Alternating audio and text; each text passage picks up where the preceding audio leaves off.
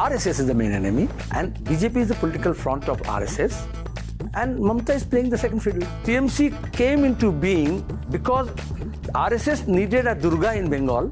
She claimed at the one place that she is the creator of India bloc. She has named that, but now she's saying outside support because she wants by any side to keep the central government with her, either NDA or India, so that her nephew and his wife is protected from ED-CBI. We just wanted to ask you, by your strategy, who's your main opposition, Mamata or Modi?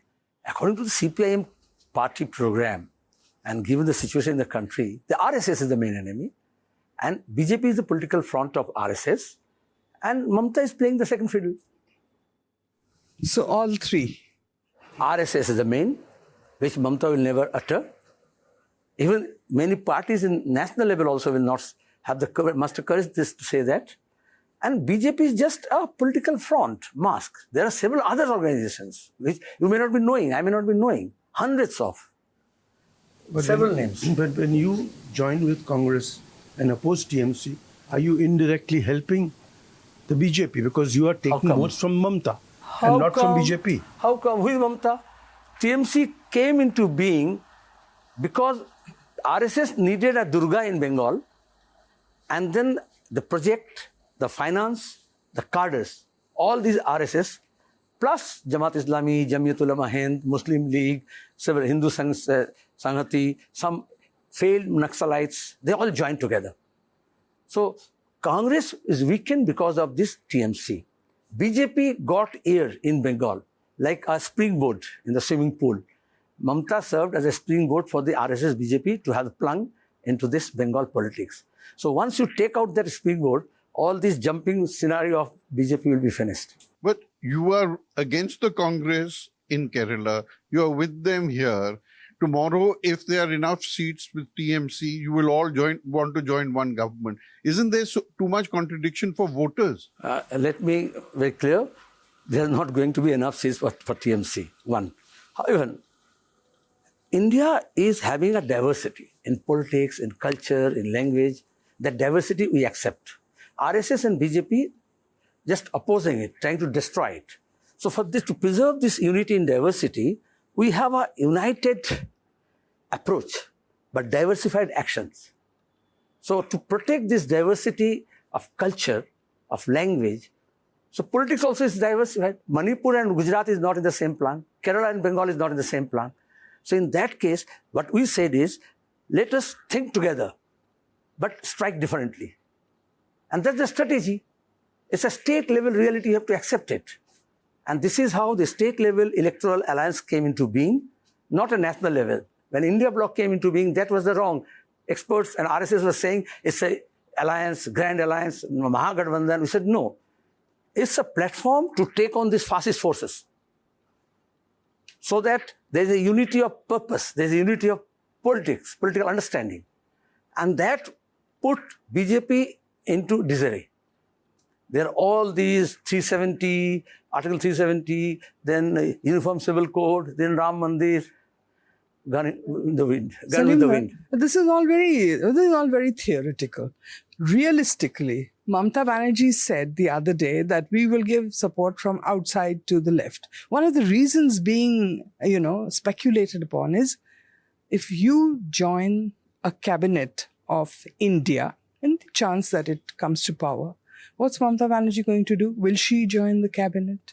Will you join the cabinet if she's there? It's a huge conundrum for you, isn't it? Manideepa, I'm happy that you put this question. That means, after a long time, at least some speculation that India bloc may come to the power, you may join to the cabinet. Otherwise, it was 400 par.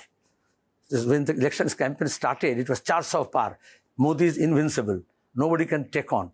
So now, at least, people of India have shown that it's not 400 par, it's 30 par. Okay. Practically? One. Now, why that chance of Mamata to do what she wants to do?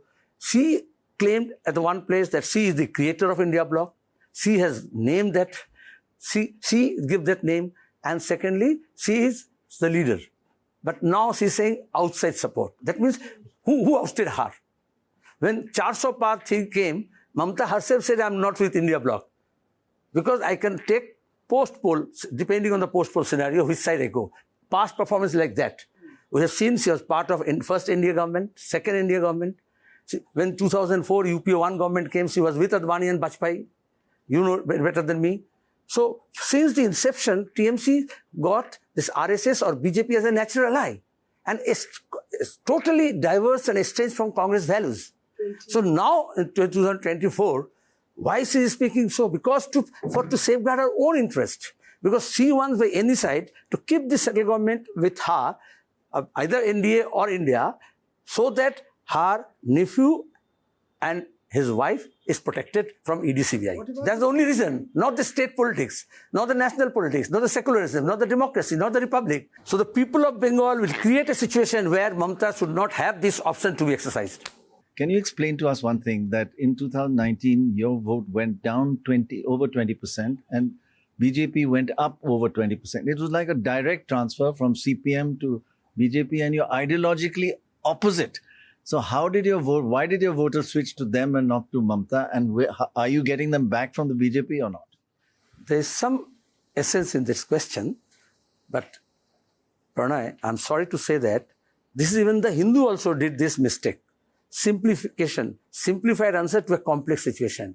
The voters did not travel straight from BJP, CPIM or left to BJP. If you analyze booth level, then you'll find that, and you are a psephologist of your, then they traveled multiple way.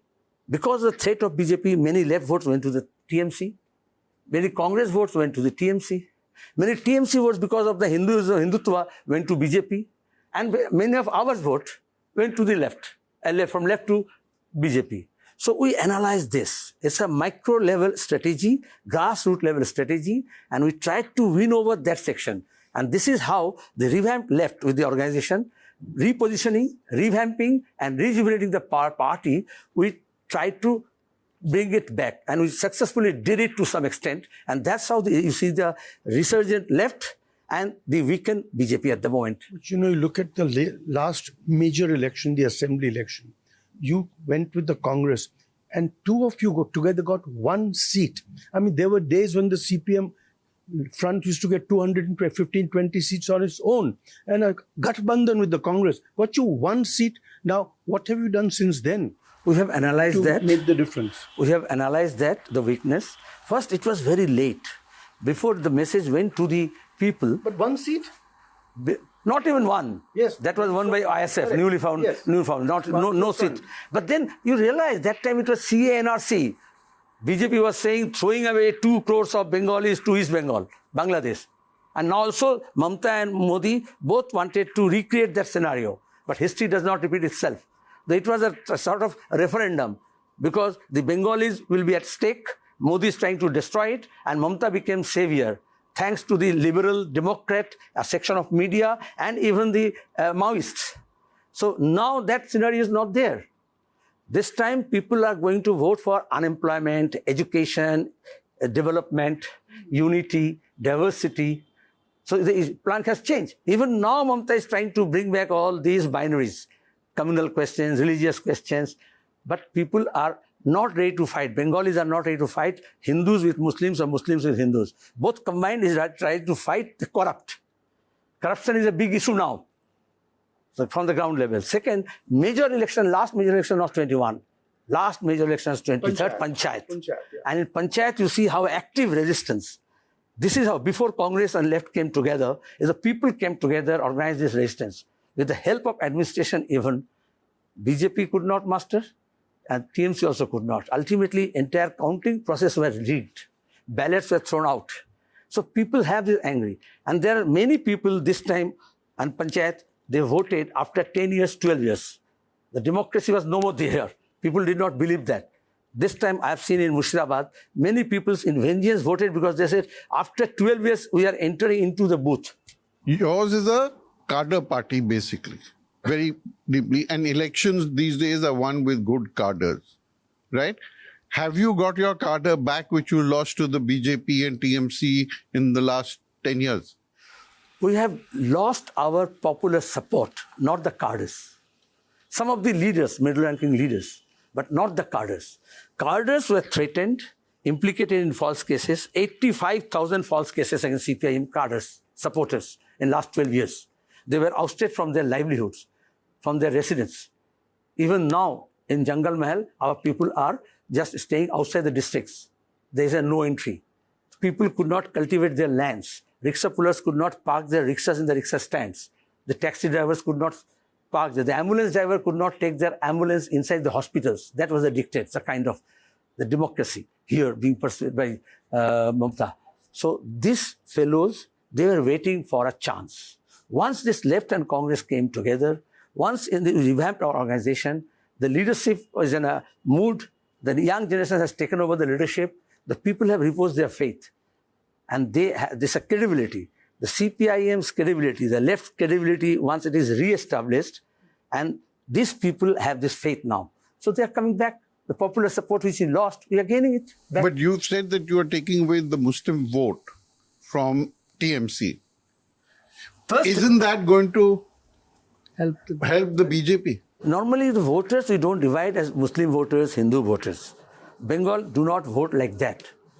And that's why the Congress support base remained intact during the entire left movement in Murshidabad, Malda and Dinajpur. We never snatched that because democracy was at work. Pranab Mukherjee got elected from Murshidabad.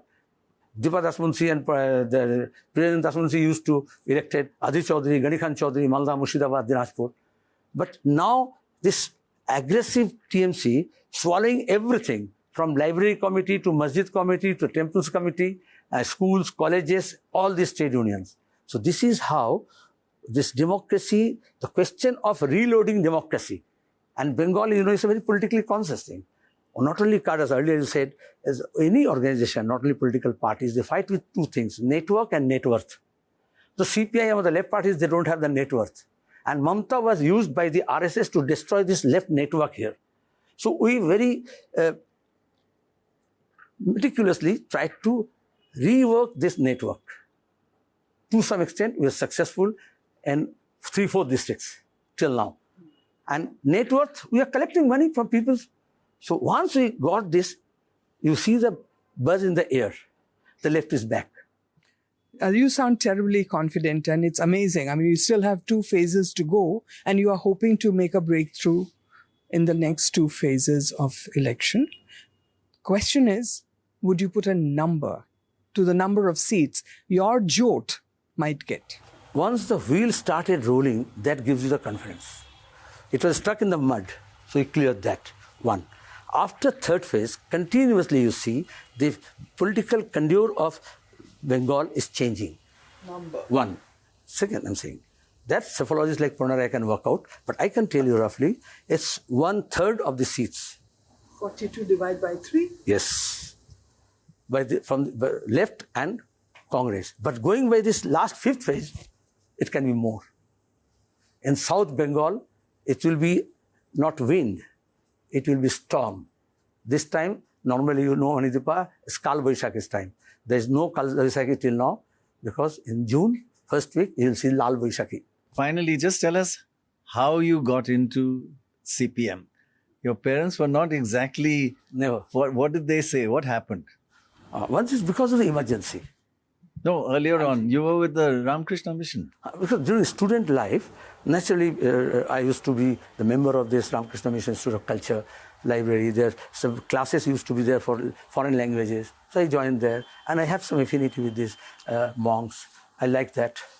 And through inter-college debates and all, I was also spotted by them, some of them. They started to cajole me. So my family was opposed to me not to join CPM as whole-timer. But the threat was that I may go and join as a monk in this Ram Krishna Mission. So my father told my mother, and she was a very devout Muslim, that you are stopping him to become a party whole-timer. But is it not better than going with a, saffron-clad sannyasi to be? So my mother said, no, Baba, you go. One whole-timer versus another whole-timer. But I made this bridge. It's a cultural, philosophical, political thing. We don't have, if you're committed for the people, then Ram Krishna Mission is a unique thing here. It's not just religion. They were against ideal worship. And they had this cultural thing, educational thing, health thing, that attracted me. Thank you very much. Very interesting. Thank you.